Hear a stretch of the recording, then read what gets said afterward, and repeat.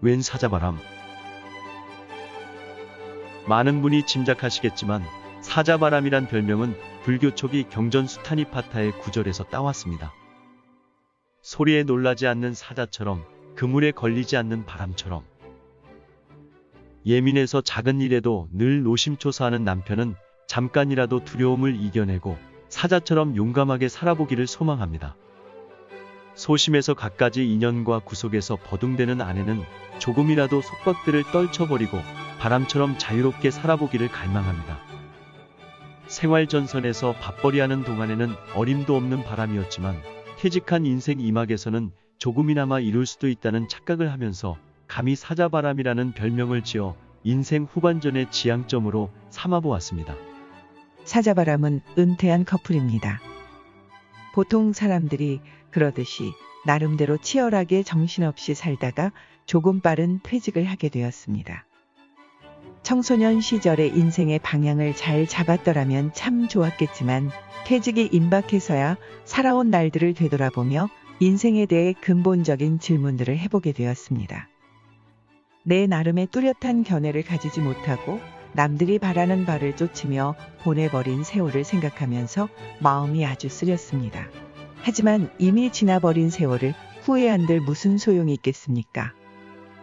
한 번뿐인 삶에서 앞으로 남은 시간이나마 온전히 내 것으로 만들기 위해 어떻게 살아갈 것인지를 생각하는 시간을 가졌습니다. 모든 사람은 각자 해석한 대로 인생을 살아갑니다. 누가 어떤 선택을 하던 맞고 틀리고는 없다고 봅니다. 정답이 없기에 각자 좋아하는 길을 선택하고 생각한 대로 살아갈 수밖에 없습니다. 사자바람은 우리의 삶 자체가 우주를 구성하는 원자와 에너지의 흐름이어 변화여 순례라고 해석합니다. 인연에 따라 원자들이 뭉쳐 생명체로 잠시 존재하다가 인연에 따라 다시 흩어져 다른 형태로 변해가는 끝없는 순례 과정의 아주 작은 한 토막이라고 생각합니다. 내 어릴 적 몸을 구성하였다가 배출된 원자가 아이슬란드에서 들꽃으로 피어있고 아르헨티나 암소가 내뱉은 숨결이 내 허파로 들어오고 있습니다.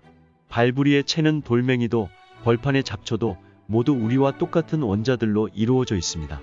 우리는 죽어서도 없어질 수가 없는 원자들의 거대한 가족입니다. 세상 만물은 원자들의 순례요, 우리 인생도 원자들의 여행이라고 생각합니다.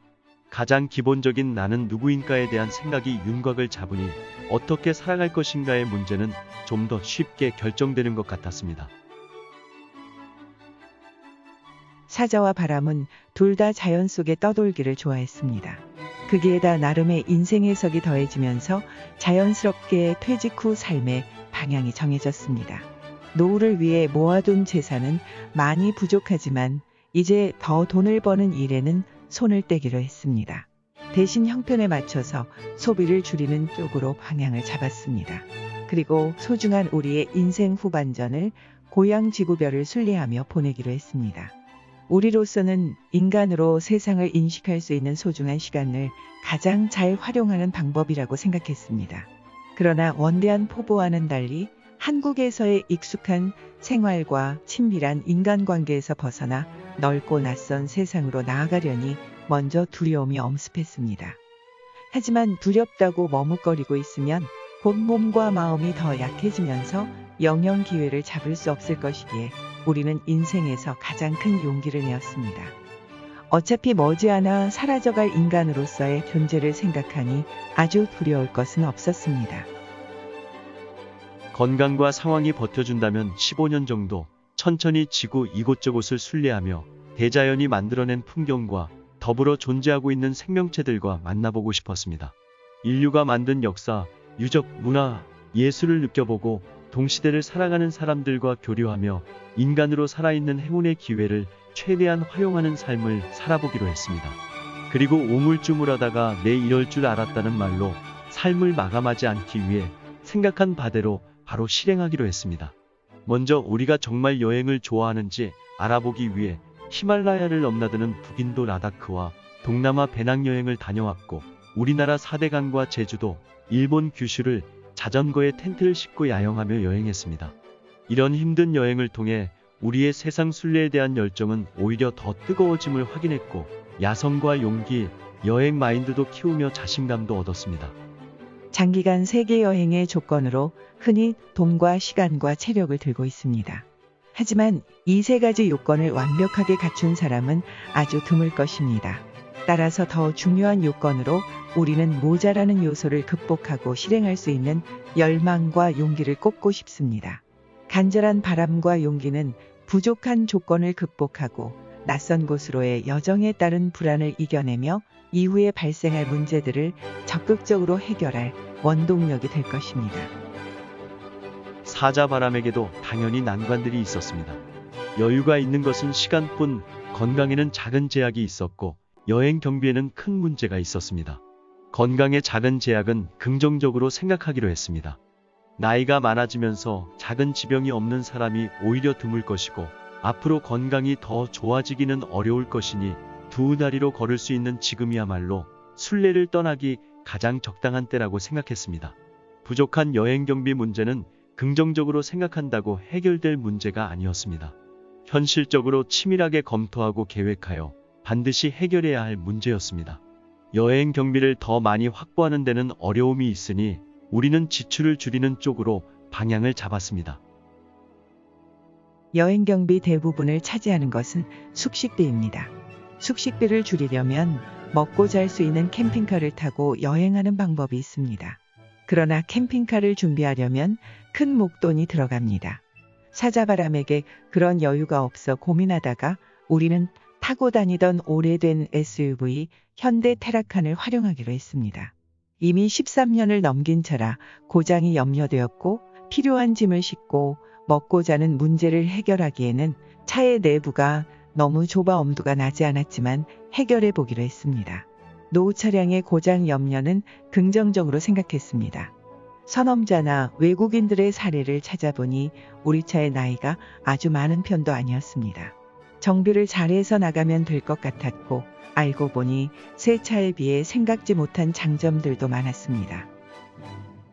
차량의 공간 문제는 둘이서 머리를 맞대고 고민하여 설계했습니다. 다년간의 국내 차박 캠핑 경험이 큰 도움이 되었습니다. 궁하면 통한다고 간절한 마음으로 다가서니 다 해결되었습니다. 조금의 불편과 고생을 감수하니 많은 것이 가능해졌습니다. 차에서 먹고 자며 여행 경비를 획기적으로 줄이는 방안을 찾았지만 차박지의 안전 문제는 여전히 염려되었습니다. 인터넷을 뒤져보아도 차박으로 여행한 선험자의 구체적인 사례와 정보를 찾기 어려워 확신이 생기지 않았지만 일단 부딪혀 보기로 했습니다. 수레에 침구와 조리도구를 싣고 길가에서 노숙하며 삼보일배로 1200여 킬로미터를 순례하는 티베트 사람들의 다큐와 텐트에서 야영하며 세계를 떠도는 우리나라 젊은이들의 자전거 여행 사례를 보고 큰 용기를 얻었습니다. 거기에 비하면 우리의 차박 캠핑 순례는 그야말로 호화판이라고 생각되었습니다. 국내 차박 캠핑을 통해 보완하며 최종 준비를 끝낸 우리는 2018년 7월 동해항에서 블라디보스톡으로 가는 페리에 승선하여 소망하던 지구별 순례의 장도에 올랐습니다. 그리고 우리의 의도대로 천천히 러시아, 북유럽, 서유럽, 모로코, 남유럽, 발칸반도, 알프스 주변, 튀니지를 순례했습니다.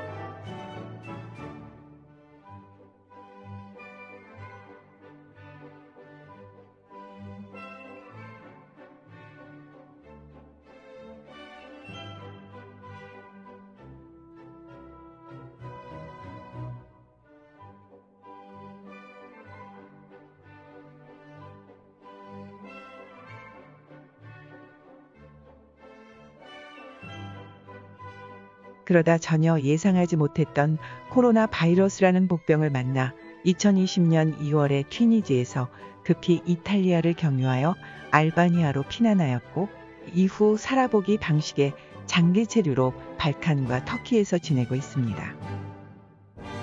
장기 체류로 전환하기까지 602일 동안 우리는 유료 숙소 10일과 현지인 초대 3일을 제외한 589일을 차박으로 여행했습니다.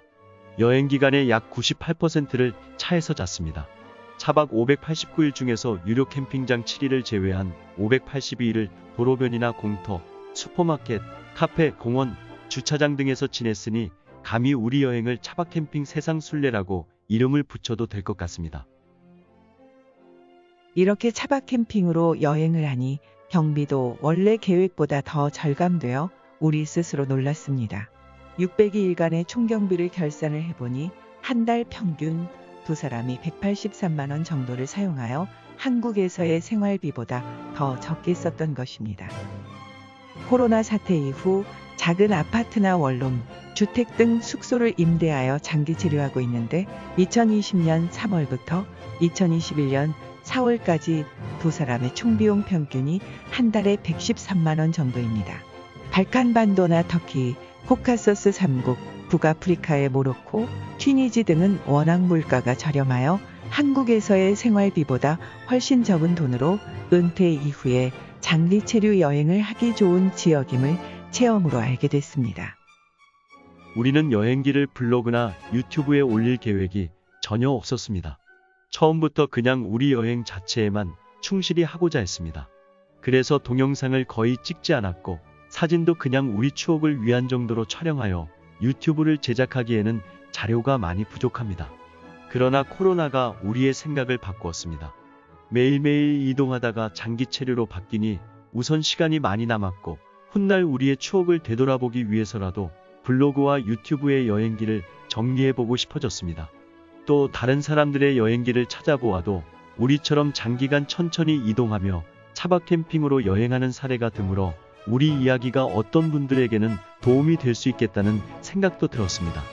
특히 우리처럼 부족한 여행 경비로 세계 여행을 망설이고 계신 동지분들에게 구체적인 차박지와 경비를 공개하면 전체적인 감을 잡을 수 있지 않을까 생각했습니다. 감을 잡아 불안감을 떨치고 확신과 자신감으로 여행을 떠날 수 있는 계기가 되지 않을까 싶었습니다.